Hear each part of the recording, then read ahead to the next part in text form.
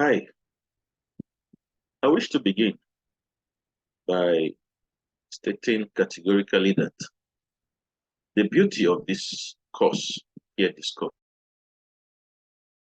exposes the student to the whole idea that revolves around a functional economy, an economy that is built around the tenets of development.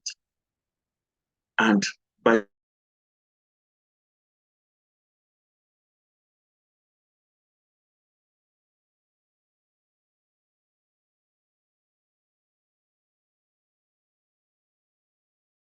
work again, so by understanding what the development entails, it is easier for one to understand the task of understanding also what underdevelopment is about.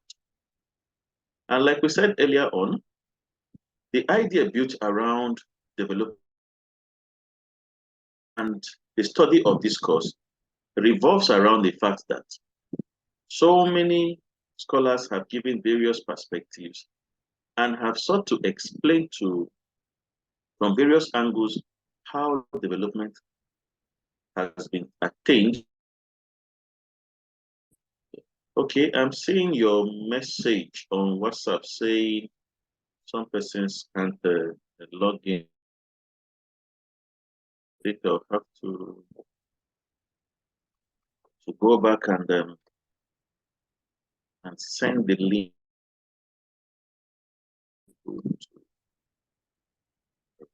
Just hang on a bit. Let me do that. However, logging onto the site shouldn't be much of the site enables students to come in at any time possible. Sorry, let me try to do that quickly. Then would they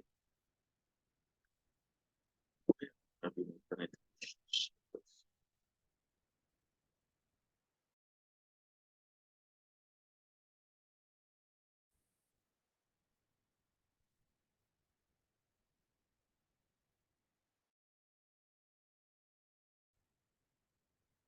Just hang on a bit. I'm trying to send the link. I already did, but some persons are saying there it would only be proper that I repeat it again.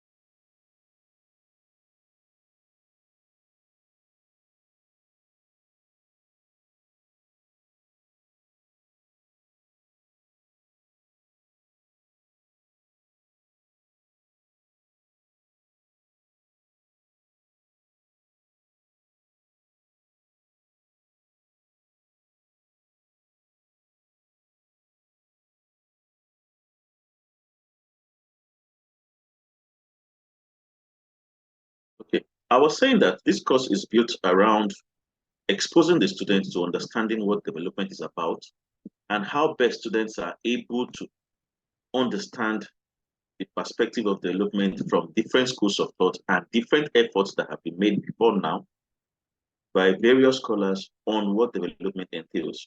And when you are exposed to having the knowledge of what development is about, the task of understanding underdevelopment is quite reduced, owing to the fact that if the knowledge exists about what development entails, the flip side of it, therefore, would mean that underdevelopment thrives. And from the knowledge we have been exposed to about this course, it is easy for one to understand clearly that there have been arguments by various scholars that why development thrives at one end of the world, it is a two sides of the same coin, and as such, it breeds development on the other side of the world. That is why so many third world countries continue to grapple with issues of development, and they have sought to give an explanation as to what and the reasons and the causes why they are underdeveloped.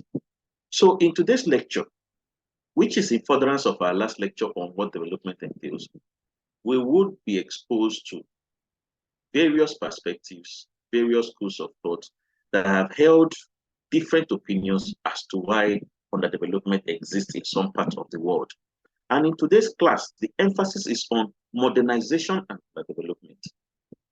And if you follow closely the theoretical views that we have exposed before now of modernization theories, underdevelopment and dependency theories, you would see that they have various positions that they hold as to why third world countries grapple with issues of development even to present times. And one school of thought that we were able to look at, which is the modernization school of thought, with W.W. Rostow as one of his proponents, gave different stages that should be followed to attain development, and went further to say that every society must follow those patterns to attain development. We talked about issues of a society exhibiting features of traditionalism. We talked about issues of how he categorized them into the stage of precondition to take off, the takeoff stage, the stage of drive to maturity, and mass consumption. So for him, for you to attain development, you must follow this pattern of growth, or you would remain an underdeveloped society. Then there are also schools of thought that we saw before now that talked about how there can be growth in the economy. And for them, when the growth the economy gets to a saturation point, it will now improve the welfare standard of living of the people, and that can become developed society. However, we also saw other theoretical arrangements that talked about the issues of colonialism, and in modern times, neo-colonialism, and the argument of globalization as the resultant effect of underdevelopment in third world countries. So they hold the activities of these Western countries to be the reason why countries are underdeveloped. So in today's lecture, our emphasis will now be on these various Western capitalist-oriented theories and models that have sought to explain the underdeveloped conditions that countries of the third world continue to grapple with.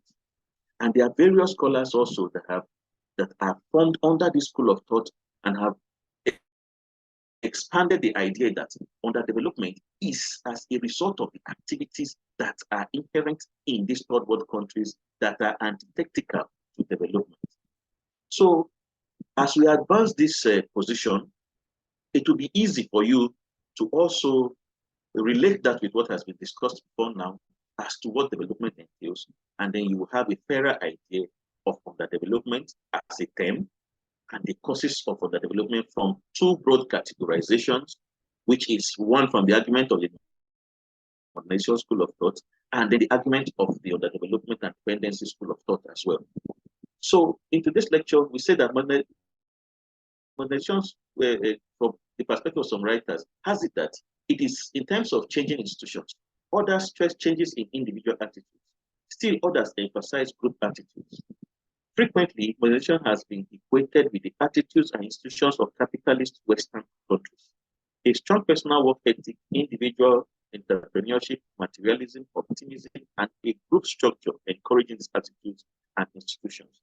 So, first is the fact that to them, for a society to be categorized as being developed, it entails a progressive a movement towards both from the individual angle to the societal angle, and a reflection of Western capitalist orientations and the principles that guide their pursuit of development. And that is why, from the individual angle, they see it as maybe being properly educated, being exposed to technological development, being exposed to a functional society that is premised on free market principles. To them, those ideas are what triggers development or what development connotes. There is a growing dissatisfaction, however, with ethnocentric definition, and broader definitions of modernization have been sought, which could encompass all society.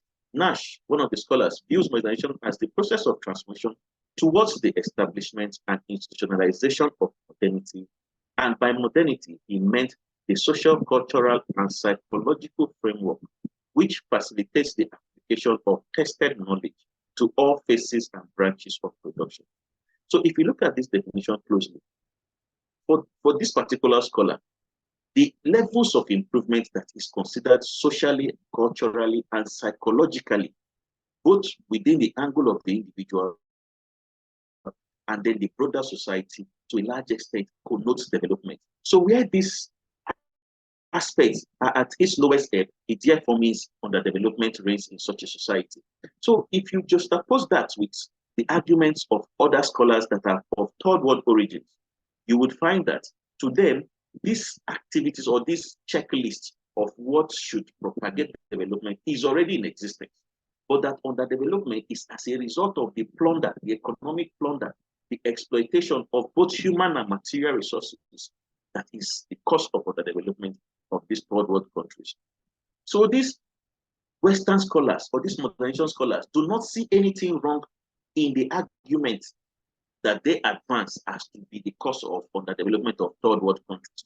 To them, because you must move from one stage to another and show that you are advancing on the pedestal of development by inculcating the values of this Western society. It therefore means that you are on the right track of development. So the other position now is of the opinion that the nature and character of every society differs, and that you cannot hold development on the premise of what has worked in another society, but that development should be based on the peculiarity of every society. So we'll look at a few other positions of these Western scholars that to them, what these third world scholars call colonialism, neocolonialism, slavery, and a host of other factors are not the reason why they are underdeveloped. Because to them, we have a cultural value. The kind of norms that exist in our society are an impediment or they are inimical to the pursuit of development. So development cannot strive in this part of the world owing to the fact that we lay claim to what Rostow described as traditional values. And these traditional values have not allowed us to grow within the ladder and within the hierarchy of the pursuit of development that this modernization school of thought have presented. So a similar view is that of Moore, 1964, who refers to modernization as the rationalization of social behavior and social organization. In furtherance of that, both definitions emphasize the modernization, that modernization is a process of becoming modern or process of social change, while the areas in which rationalization takes place are essentially the same for all societies. Moore lists the areas as follows: monetization and commercialization. So in the aspect of this scholar's perspective, that countries exhibit same or similar characteristics, and as such, the only way to pursue development is built around how well they are able to make progress within the ladder of development. But this scholar is found wanting in his own definition, owing to the fact that it does not take into account the differences that exist even in human nature and in how societies are built. The historical background that societies have evolved through, the experiences, the type of government that exists in such a society is not put into consideration within this scholarly postulation. For him, you must make progress in terms of monetization and commercialization, in terms of technification of product and distribution, demographic rationalization, in terms of education, bureaucratization, and secularization. So for him, all this must show attributes of development. A society where, like we have discussed before now, where demand and supply decides on how the extent of resources, the material well-being of individuals in the society is guided on the premise of demand and supply or on the premise of free market economy is one that is characterized as a developed society, where technology and technicality in production and distribution is guaranteed, is one that is a developed society. In terms of how people live together and the infrastructural development or the demography of such an environment, also to a large extent is a determinant of how development is pursued. The levels of education, how administration within an organization or within the government system is pursued, particularly built around the tenets of democracy, is what the definition of this modernization school of thought and scholars within this perspective is what triggers development. And if you try to align that with what is obtainable within the societies of these third world countries, you would see a marked difference between this his own perspective of what development is about or how development should be pursued, side by side what exists in our own society. We have a culture that promotes a communalism, which is to them an antithesis of development. We have a system that promotes communal living, that promotes our a kind of education that reflects the religious practices and cultural practices that we have that is peculiar to our society. So all this to them, if we are not following the pattern of these Western capitalist countries, it means we are not moving on the pedestal of development. The study by Ingres and Smith is an interesting attempt to define modernization, which to them, modernization is a syndrome of individual attitudes that could be expected to be common to all societies. Take note of that statement, all societies, owing to the fact that their own idea of modernization does not take into cognizance the differentials that exist in human nature itself.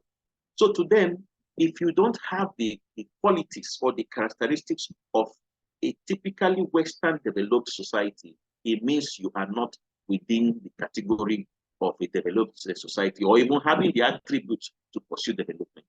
Specifically, the authors propose to classify as modern those personal qualities which are likely to be inculcated by participation in large-scale modern productive enterprise such as the factory, and perhaps more crucial, which may be required of the workers and the staff in the factories to operate efficiently and effectively. So this argument here boils down to how an economic arrangement is structured that must reflect how the workers relate with the system and built around the free market economy arrangement if you advance the views of this scholar in other literature. Inks and Smith began by identifying 14 personal attributes of modernization, including openness to new experiences, efficacy, understanding of productive processes, placing a high value on technical skill, and acceptance of skills as a valid base for distributing rewards. In addition, they looked at modernization from a topical perspective, e.g., attitude towards family size, religion, politics, consumption, and a behavioral perspective, which involves psychological testing and interviews to determine political and religious beliefs and other activities. Let me pause here for a while and try to explain what this statement is about. If you look at the nature and character of our own society, we have a culture of having so many children, which within the confines of the core capitalist economy is an anomaly and an antithesis of development. We have a culture of having very large family size. We consume beyond what is the value of these Western societies. And that is why we continue to lay emphasis on the pre-capitalist modes of production that tends to reflect the nature and character of African societies and other third world societies. We have a culture of communal living. We have a culture of even communal agriculture. Our existence shows the fact that you don't need to be, take for instance, you don't need to be invited to maybe the house of your relative before you go to such a place.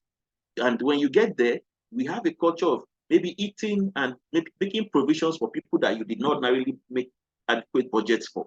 So our culture negates this aspect of having everything clearly spelled out and living a life that shows a subsistence at the family level alone.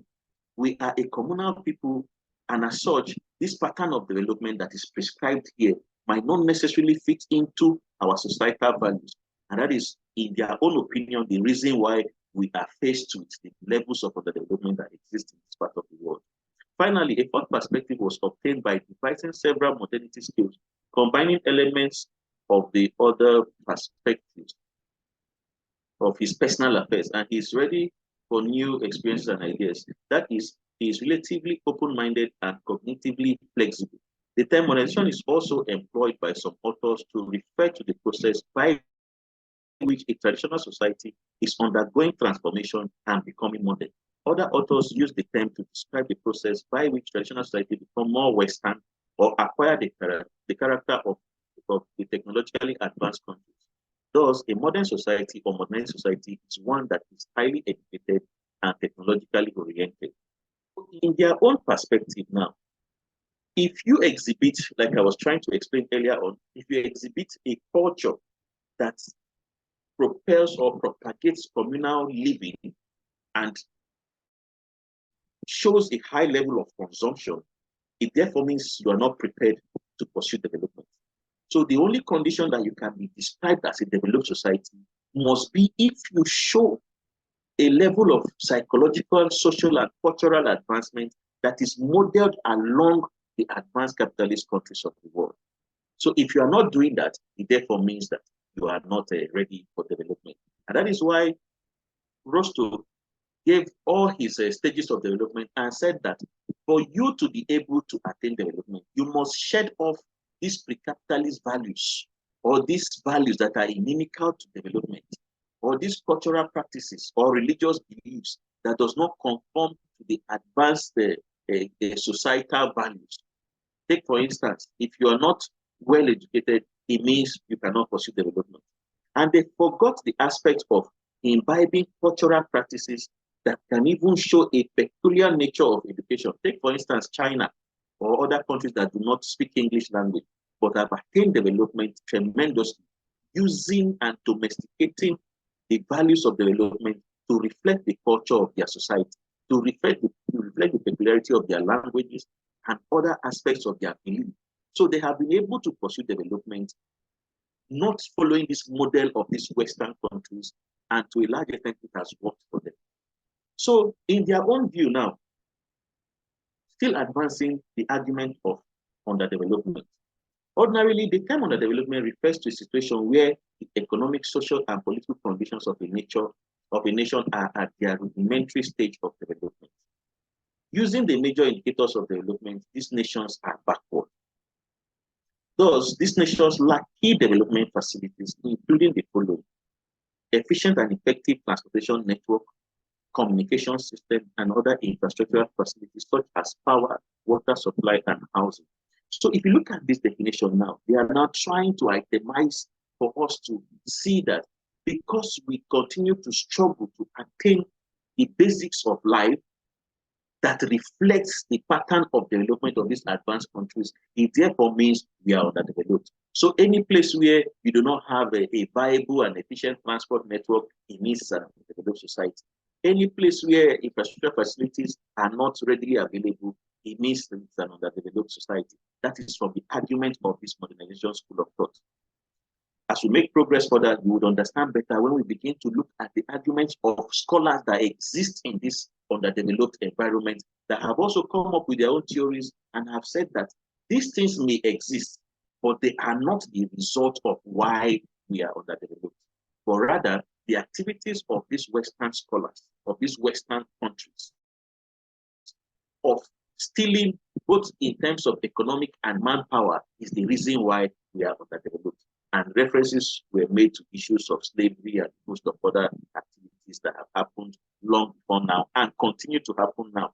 In fact, if you read the articles of some modern scholars that are of these third world origins, the issue of brain drain is beginning to gain prominence in today's literature, because you now see that they look at the most refined persons within our societies that should form the available labor force and propel development by adding values of what they already understand. They are now being taken away in the guise of so many activities. You see different kinds of scholarship, and then, as we know it today, Japa syndrome has also become a part of the reason why underdevelopment continues to fester in this part of the world. Other indicators of underdevelopment include poor education, poor health, and generally low standard of living. This traditional approach to the description of underdevelopment has been found to be very limited, as it does not explain the causes of underdevelopment, nor is it capable of providing prescriptions for underdevelopment. In reaction to these limitations, radical students of development, such as Andre Gondafran, argued that it is capitalism, both world and national, which produced underdevelopment in the past and which still generates underdevelopment in the present. So they have their own understanding and notion of what underdevelopment is about. Side by side, the arguments and the notion of other scholars that have sought to look into the activities of these Western countries and have also juxtaposed that with the activities that are inherent in these third world countries. And they have given their own explanation that because of these activities that they continue to sustain in collaboration with the elites of these third world countries, and they continue to advance them in a very crude manner, they continue to bring development in this part of the world. You take, for instance, the manpower that they take from here within the confines of JAPA arrangement. They go over to these very advanced countries and help the development of critical sectors of these advanced countries. And what do you have on the flip side of it? You now have a sector or an economy that continues to struggle with a skilled manpower that ordinarily should propel development in this part of the world. So these are very sensitive arguments that are put forward by both schools of thought, be it from the advanced capitalist countries and those of the third world countries. And that is why, like we said in one of our lectures, that the centrally planned economies were able to pursue development deliberately using the instrument of government intervention in critical sectors of the economy. But if you submit to the tenets of a free market system, of a laissez-faire economic arrangement, then you have all these things going on. And sadly enough, third world countries are faced with a condition that they cannot come to agree because it does not reflect the nature and character of their society. And they cannot make advancement in this angle because it is alien to them and they are not able to understand it properly. Take, for instance, if you are making a journey to a destination that is not known, that you are not familiar with, and at the same time, you are caught in the web of not being able to go back to follow the route which you understand closely, you would continue to vacillate in total confusion like we find in the economies of these third world countries. So let us look at another description by Walter Rodney. According to him, underdevelopment is not absence of development, because every people have developed in one way or another, and to a greater or lesser extent. Let me pause here and try to give an explanation to that. You know, if there is a standard handed down that everybody must conform to, it does not necessarily mean that other standards are not effective enough. So that is why we have been able to find faults in the argument of this modernization school of thought that have said that you must have the characteristics of an advanced country to be described as a developed society. What is wrong with our own traditional values that we have mastered very well and have been able to show some measures of development within that arrangement? But because there's a problem of definition that exists in our discipline, what we have that is a reflection of our own society and the values that we hold there is defined as being very primitive, as being an impediment to development or antithetical to development. And we have come to accept it that way. That is why when you have some traditional practices, particularly in some communities in this country, I would not want to make mention of certain places, but you should all understand, because we are from different communities. When you have some cultural practices that reflect a local arrangement that showcases some measure of development, traditionally, it is defined as being primitive. So it must either be in tandem with Western religion, Western culture, Western social way of life and all that for it to be considered as development.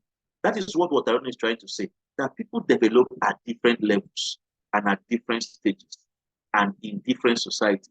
So development is not a one-size-fits-all, but rather an arrangement that should take into cognizance the progresses that is made in different sectors of the economy and in different societies, and based on the difference that exists in human nature in general.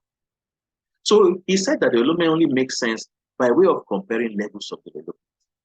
Underdevelopment is very much tied to the fact that human social development has been uneven, and from a strictly economic viewpoint, some human groups have advanced further by producing more and becoming more heavier. So in his own view, underdevelopment only makes sense by the time you begin to compare levels of development. Because what would mean development to one person might not necessarily reflect or show an extent of perfection when matched with the levels of development of another person. That is why in African societies, for instance, we have traditional medical arrangements that our forefathers were living on and were doing well. But when subjected to the scrutinies and the standards of these Western societies, you find them having faults or being categorized as too primitive or too dangerous because they do not fit into the experimental arrangement of these advanced countries. So, by their own standards, whatever practice that does not reflect the nature and character of an advanced economy, therefore means underdevelopment. So, to them, for you to make any progress in the aspect of development, you must continue to follow the standard that they have handed down as the pattern to pursue development, which is what World Terrorism is trying to disagree with. That people develop in different categories, in different sectors, and should not be measured on the premise of economy and infrastructure alone. To Rodney, underdevelopment expresses the relationship of exploitation, namely the exploitation of one country by another. So to him, in his book, How Europe Underdeveloped Africa, you will find him describing development as two sides of the same coin. That the advancement that is considered today in this Western countries is as a result of the fact that they took every other element that should have also created development in this part of the world. So while development goes on in one part of the world, underdevelopment reigns supreme in other parts of the world as well. Underdevelopment can be defined in many ways by the incidence of poverty, ignorance, or diseases, maladministration, maldistribution of the national income, administrative incompetence, and social disorganization. There is thus a single definition, not a single definition, which is so comprehensive as to incorporate all the features of an undeveloped country. Kuznets therefore suggests three definitions of underdevelopment. First, it may mean, it may mean failure to utilize fully the productive potentials warranted by the existence of technical knowledge. A failure resulting from the resistance of social institutions. Second, it may mean backwardness in economic performance compared with the few economically leading countries of the world.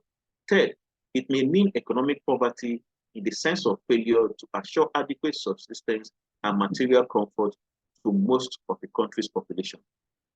So if you look at this scholar's perspective and these three principles of what underdevelopment entails, because it cannot be pinpointed to a particular point that, okay, this is what underdevelopment means, but that it reflects a nature or a character that is dimensional. So to him, it revolves around issues of knowledge, it revolves around social institutions, and it revolves around the ability to redistribute or meet the material well-being of the mass of the population of a particular country.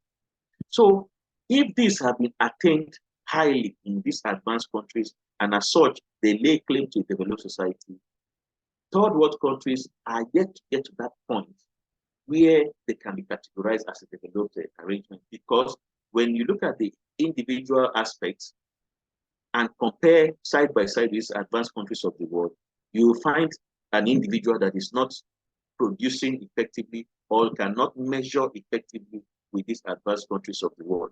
When you relate it to social aspects, you find a society that is highly polarized, some persons exhibiting characters that are similar to those of these advanced countries, but with the vast majority of the people still holding on to the values of wherever they are from. And as such, based on the arguments of these advanced countries scholars, that is not the way around the development. And then when you narrow it down to the economic angle and the benefits that individuals are exposed to in terms of the fulfillment of their material well-being, you find a society that showcases an abject poverty and penury for the mass of the people, with only a few elite arrangements that is built around these advanced capitalist values, succeeding more in the country. So you have now a world that is divided into a set of people doing excellently well, and then having a nature and character of a society that reflects what their desires are, as against a society that is wallowing in poverty and cannot come to accept the standard that is handed down by these advanced countries of the world. So having said that, there are causes of underdevelopment from the perspective of this modernization theory. And to them, underdevelopment refers to low level of development characterized by low real per capita income, widespread poverty, lower levels of literacy, low life expectancy, and underutilization of resources. So to them, these are what constitutes underdevelopment. An underdeveloped economy fails to provide acceptable levels of living to a large fraction of its population. Having said all that, it is worthy of note that there are some related concepts such as development, growth, modernization, and underdevelopment. Though apparently similar, they are not the same. In this unit, we have attempted to explain them for the proper understanding of development administration. Let me go back a bit to still advance this argument further. So if you look at what has been mentioned here, that low life expectancy, widespread poverty, low per capita income, and the underutilization of resources, to them are the indices of an underdeveloped society.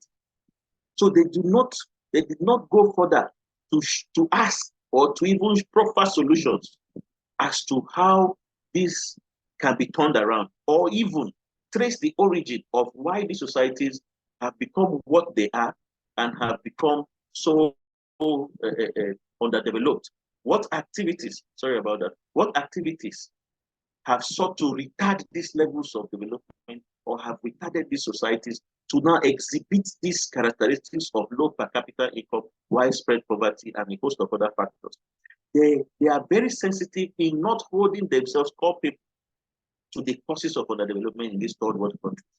In their own perspective, it is the activities that we are charged with here, or because we do not imbibe or embrace in totality the cultural values of these advanced countries, is the reason why we are underdeveloped, which, like we said earlier on, has been called to question by so many scholars of third world origin. So, in furtherance of our argument also, the term development, growth, underdevelopment, modernization, etc., are used in development administration to describe the stages of progress which a country experiences. However, this perspective is akin to the views of classical scholars who prescribe a streamlined pattern of growth and development and hold the internal rubrics of less developed countries to be antithetical to development and modernization. So you can see that even within the context of our study and the literature we have within this course material, the argument is still made very clear that the perspective of these Western countries, these Western capitalist countries for emphasis, holds third world countries as the cause of their own underdevelopment.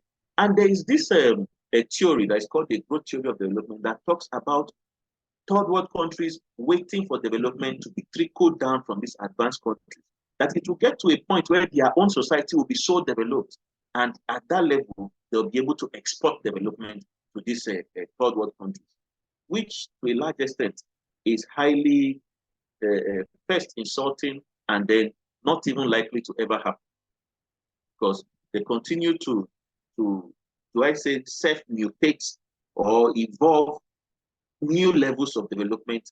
And as their society continues to grow, you see changes in their social life, you see changes in their economic needs, and so many other factors.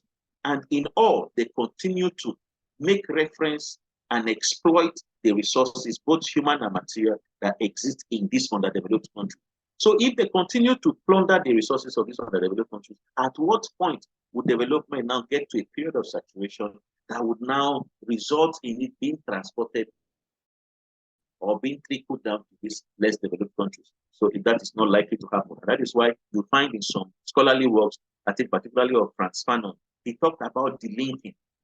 Even Immanuel Wallerstein, they all talked about delinking, that you must do away with these apron strings that we are tied to, that continues to exploit the economies of this third world society and interrupt the internal processes of state creation that ordinarily would now breed an internal level of development, that until we do away with those values, we will not be able to pursue development. That there's no way we can continue to travel on the wrong path and expect to attain a right destination. So in their own views, Western standard is not the standard to measure development for all parts of the world, as people differ in their views and perspectives of what constitutes development. So to other scholars, and for the purpose of this course, however, meaning of modernization, some writers define modernization in terms of changing institutions, others stress changing individual attitudes, others still emphasize group attitudes. Frequently, modernization has been equated with the attitudes and institutions of capitalist Western countries. A similar view, as earlier stated, and for purpose of emphasis, is that of Moore, who refers to modernization as the rationalization of social behavior and social organization. Both definitions emphasize that modernization is a process of social change, while the areas in which rationalization takes place are essentially the same for all societies. So, in summary, modernization is one of the basic concepts in development administration used to describe those stages of progress which a country experiences. During the course of the discussion, it was variously defined using the views of some writers. However, the term modernization has also been employed by some authors to refer to modern. Other authors use the term to describe the process by which traditional societies become more Western or acquire the characteristics of the technologically advanced countries. Thus, a modern society or modernizing society is one that is highly educated and advanced technologically. In conclusion, therefore, modernization has been equated with the attitudes and institutions of capitalist Western countries. A strong personal work ethic, individual entrepreneurship, materialism, optimism, and a group structure encouraging these attitudes and institutions. Underdevelopment, on the other hand, depicts a situation where less developed countries continue to grapple with the desires of development, but have made little progress in that regard as they continue to suffer all the indices of underdevelopment, which ranges from poverty, inequality, unemployment, low per capita income, and a reduced standard of living. So, what has been achieved in this discussion so far is built around the fact that various views exist within the literature of modern day academic arrangement, and even the extent of the practicality or the applicability of these various schools of thought. And one on the one side has it that for you to be developed or be considered a developed society, you must build your structures, your institutions, and even the individual must evolve in line with what is obtainable in the Western capitalist countries. And then on the other hand, you have a school of thought that talks about how relevant the nature and character of the society is and how development can be pursued in relation to the nature and character of these various societies. And then they are quick to add that they exhibit these values or these indices of underdevelopment owing to the fact that a lot has been stolen from them before now. And because so much has been stolen from them, they have not been able to measure up to the standard of these Western advanced countries. But however, that they are also developed in their own rights and by their own standards. And for them to make any meaningful progress, even within the scale of these Western countries, then issues of repatriation of funds, issues of transfer of technology, and so many other factors must be handed down from these advanced countries to better the lots of life of those within the third world countries and these underdeveloped societies.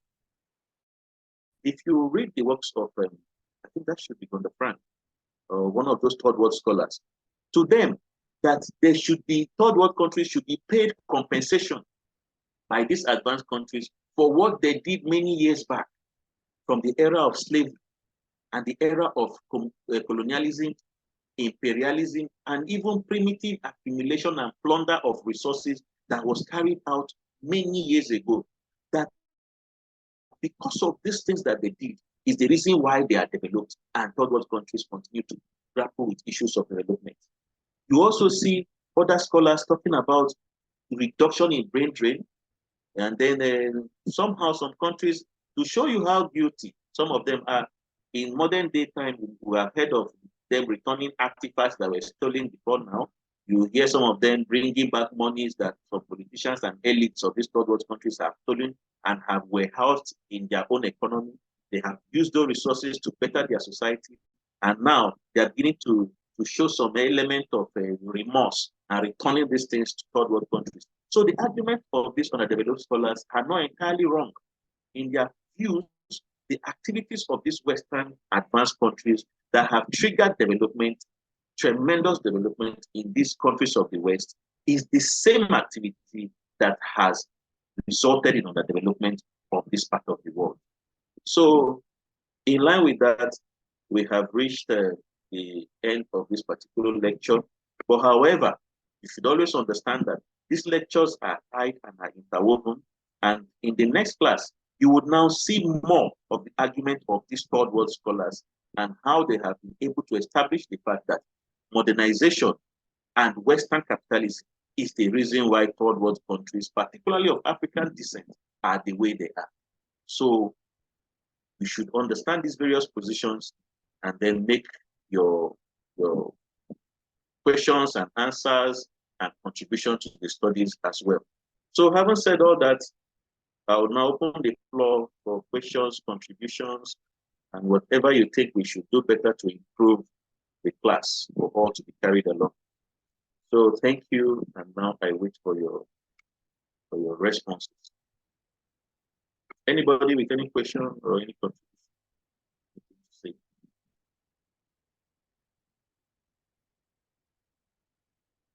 Are you all there? Yeah. Thank you very much for the class, sir. Okay, Alfred. Yes, this is Alfred, the Wuse Two Study Center. Okay. Mine is a comment, actually. Okay. Now, the Western world has defined what the indices of development, of modernization, and we third world countries, Nigeria inclusive, Nigeria in particular, the country where we are, our leaders seem to take advantage of the people. You understand? And deny us the opportunity of measuring up with the indices that has been defined. Because if you really look at it, if you remove those indices, education, good roads, infrastructure, if you remove them from the equation, even the China itself, China has these indices. Yeah, their language is not English language, but in their own world, they are well educated. And you will see that these indices of development that is defined by the Western world are also found in China. So how do we get out of this? How do we, using our own culture, with our own culture, the way China did it, how do we develop our own culture to build up our own indices of development for Nigeria? It's my concern. Thank you, sir. Okay, thank you. And you have asked a very important question. And that continues to form the arguments that we make in different arrangements as this. That how were these, particularly these Asian tigers, how were they able to pursue development using the nature and character of their own society, their religion, their belief system, and they have now gotten, sometimes even have surpassed the level of development of these Western countries. So how come are we not built around that arrangement? And it now comes to the issue of leadership. If you look, for instance, in the last election, almost all our political elites were going abroad, London in particular, to defend their manifesto, to tell I don't know if London has become a part of this country. They'll go there and serve the interest of their colonial masters. So when you continue to make reference to a people that controls how you think, how you elect your leaders, how you pursue your economy, how you are able to, before you take any step, you must make reference and recourse to their own views. there's no way you can get it right. So these Asian tigers, if you read part of their history, how they have been able to pursue development, you would find deliberate attempt at having the right kind of leadership within those societies. You would also find that they were able to now focus attention on education that reflects the nature and character of their society. You know, if not recently that we have now even brought back different languages, Nigerian languages, into the curriculum, at some point it was abandoned. So when your children speak very, very good English, you think they are doing well. But that is not the nature and character of their own society. So we have, first of all, a problem of leadership. And then secondly, what they make us to implement here. Like in the last lecture, we saw how we have an elitist arrangement that is modeled along this Western elite class as well. You have them so rich here, and then they do whatever they are told by these Western countries to get aids, to get grants that they now accumulate primitively, the detriment of the vast majority of the people. So we are perpetually tied to this exploitative arrangement that these Western countries continue to gain from this part of the world by using our leaders, by using our elites. So when you have a leader or a country arrangement that submits its budget, that submits its manifesto, political manifesto for approval from these Western countries of the world, there's not much you can do. Like we can see in so many, like now, some parts of Francophone African countries are fighting so much with France because they had a constitution that was handed to them by the French government that continues to advance colonialism in those societies. So there's no way that we can continue to make progress unless we submit to these people. And the only way around it that we can now act in the way these countries of the West, these Asian tigers like China was mentioned by Alfred, that we can able to make progress in that line is for us now to look inward and then imbibe the practices that are peculiar to our own society, where we have better advantages than other societies, and pursue development in that line. So until that is done, there's not much we can do on our own, because these advanced countries, they have very strategic ways of ensuring that third world countries continue to rely on them. There are so many arguments that you will see in this trajectory. Some have even come to say that crisis in the Congo, for instance, is as a result deliberate attempt by these Western countries to continue to plunder their resources. So by the time they are fighting with themselves, they would not pay proper attention to the exploitative tendencies of their multinational companies and individuals that work in those environments. So they do these things deliberately to keep third world countries perpetually dependent on them. They don't allow you to diversify your economy. They'll tell you to remove subsidy from education, from health, from all other activities. Meanwhile, they have a social security arrangement that continues to ensure that their citizens are well taken care of. So we have a lot to struggle with, but gradually we are very optimistic that we'll get it right at some point, because all societies have equally witnessed these levels of struggles that we are facing at the moment. So leadership is very important when you talk about societal transformation. So any other question, any other contribution?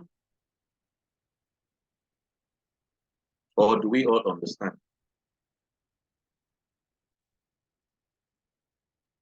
I'm saying that we are about 9 of us online. Abiodun is here. Lovely Martins is here. So many other persons. Good So, afternoon. okay, thank you. Good afternoon. Yeah, this is Tonia Abara. speaking. Oja Okay, Special Abara. Center. Okay.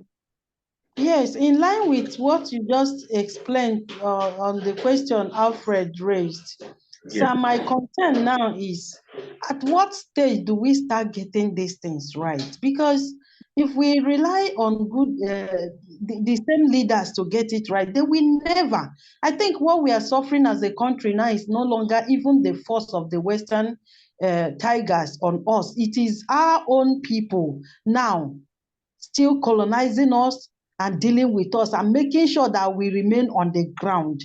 So at what stage or at what time and which group of people will liberate us from this mess, because it's not going to come from our leaders. The present crop of leaders we have are not in any way ready to look inward into our problems as a country. They are okay with being colonized and being agent of colonization. So that's my own concern, sir. Thank You're you. right.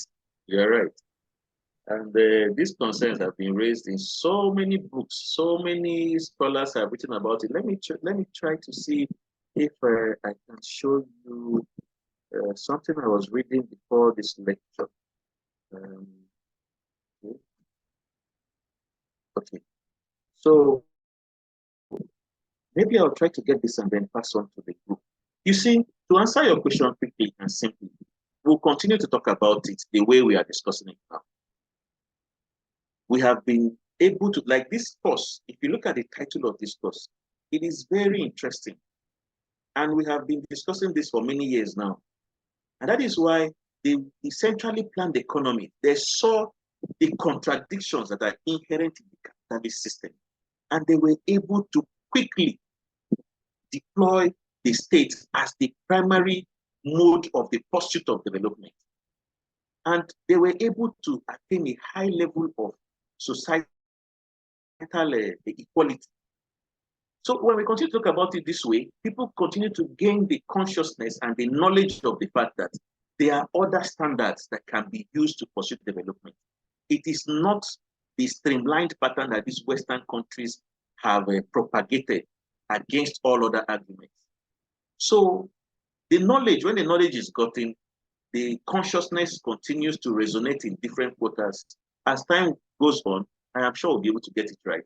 And we'll be able to get leaders that would first of all put the interests of their societies at heart before any form of external influence or submission, or as the case may be. So if you look at this very material, I'll look for how to get it across to the class. It shows a whole lot of discussions on why third world countries are where they are and why they continue to pursue development and is not yielding the desired result, and what needs to be done to attain development. Some might be very radical and very transformative and might not necessarily be a peaceful one, but there are so many aspects that can guide development that will reflect the nature and character of our society. And the first of it all is through the kind of education that we are having now, through the knowledge and the consciousness that we are getting now, that so many other things can be done to attain development. So your question is very important, and your guess is as good as mine on how we can go about development.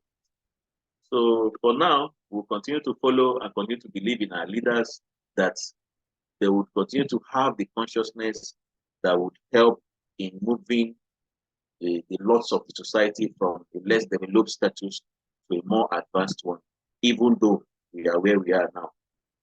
So that is very important.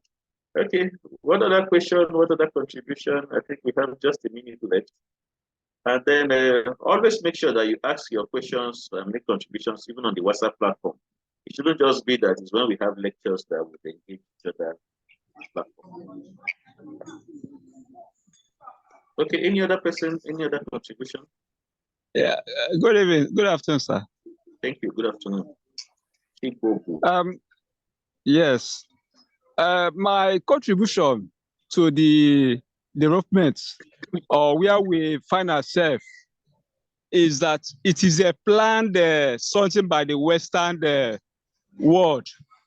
For instance, the Western world use this international bank, monetary fund, to keep developing country where they are.